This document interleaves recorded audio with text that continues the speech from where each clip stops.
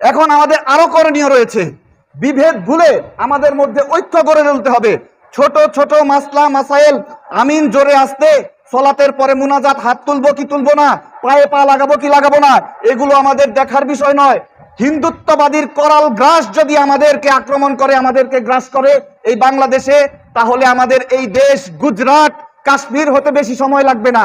তখন ঘর থেকেও বের হতে পারবেন না। ঘরে ঢুকে ঢুকে আমাদেরকে হত্যা করবে।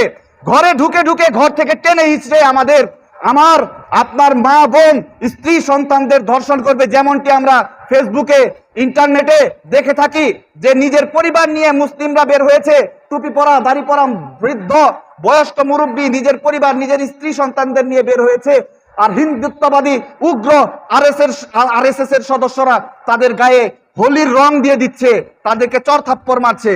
এই দেশ তাদের গ্রাসে, তাদের খাবার ভিতরে যেতে বেশি সময় লাগবে না যদি আমরা ঐক্যবদ্ধ না থাকি। এই মুহূর্তে যারাই ইসকনের পক্ষে ইনিয়ে বিনিয়ে কথা বলবে, মনে রাখবেন তাদের মধ্যে নিফাক স্পষ্ট। তারা জাতির মুনাফিক, তারা জাতীয় বেঈমান, তারা জাতির মির্জাফর, যারা এখন পর্যন্ত মুখ খুলেনি, অথবা যারা মুখ খুলবে না, অথবা সাম্প্রদায়িক দাঙ্গা লাগার